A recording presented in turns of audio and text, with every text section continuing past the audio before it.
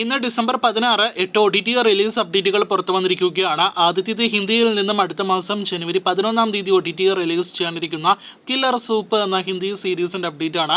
Direct OTT Hindi series Hindi ഭാഷയിൽ മാത്രമായിരിക്കും നെറ്റ്ഫ്ലിക്സിലൂടെ ജനുവരി 11 OTT release ചെയ്യുക. രണ്ടാമത്തേത് ഈ ആഴ്ച മലയാളത്തിൽ നിന്നും OTT റിലീസ് ചെയ്ത ഒരു കടുത്ത നാടൻ കഥ എന്ന മലയാളം സിനിമയുടെ അപ്ഡേറ്റ് ആണ്. ചിത്രം Saina play OTT പ്ലാറ്റ്ഫോമിലൂടെ OTT release ചെയ്തിരിക്കുകയാണ്. ഷഹീൻ സിദ്ദിഖാണ് ചിത്രത്തിൽ നായകനായിട്ട് എത്തിയിരിക്കുന്നത്. മൂന്നാമത്തേത് മറ്റൊരു മലയാളം സിനിമയുടെ അപ്ഡേറ്റ് ആണ്.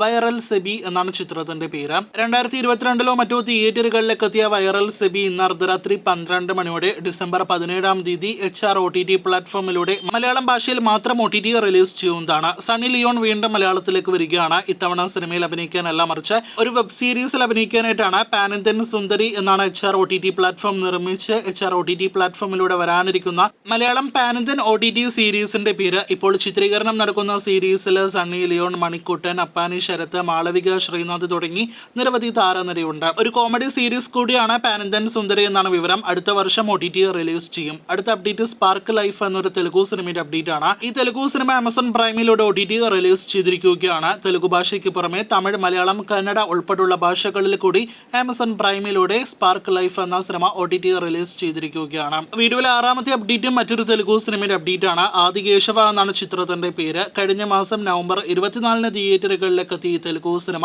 നെറ്റ്ഫ്ലിക്സിലൂടെ വരുന്ന ആഴ്ച ഡിസംബർ 22 തീയതി OTT റിലീസ് ചെയ്യുന്നതാണ്. ജോജി ജോർജ് വില്ലൻ വേഷത്തിലെത്തിയ ഈ തെലുഗു സിനിമ മലയാളം ഉൾപ്പെടെയുള്ള ഭാഷകളിൽ കൂടി നെറ്റ്ഫ്ലിക്സിലൂടെ OTT റിലീസ് ചെയ്യുമെന്ന് പ്രതീക്ഷിക്കുന്നു.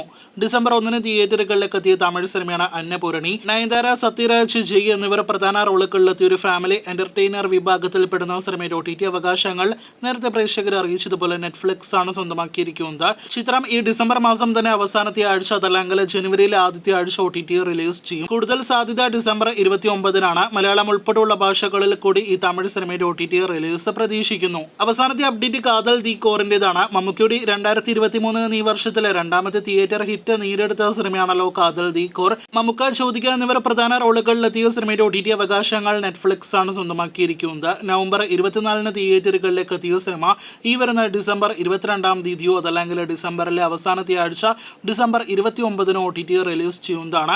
ശേഷം മൈക്കൽ ഫാത്തിമ എന്ന സിനിമയ്ക്ക് ശേഷം OTT റിലീസിനൊരുങ്ങുന്ന നെറ്റ്ഫ്ലിക്സിന്റെ അടുത്ത മലയാളം സിനിമയായിരിക്കും കാതൽ എന്നാണ് നിലവിൽ നാം പ്രതീക്ഷിക്കുന്നത്. ഈ മലയാളം സിനിമ തമിഴ് ഉൾപ്പെടെയുള്ള ഭാഷകളിൽ OTT റിലീസ് ചെയ്യും. ഒഫീഷ്യൽ OTT പ്രഖ്യാപനം അടുത്ത കുറച്ച് ദിവസങ്ങൾക്കുള്ളിൽ പ്രതീക്ഷിക്കുന്നു. കാത്തിരിക്കൂ അപ്ഡേറ്റുകൾക്കായി.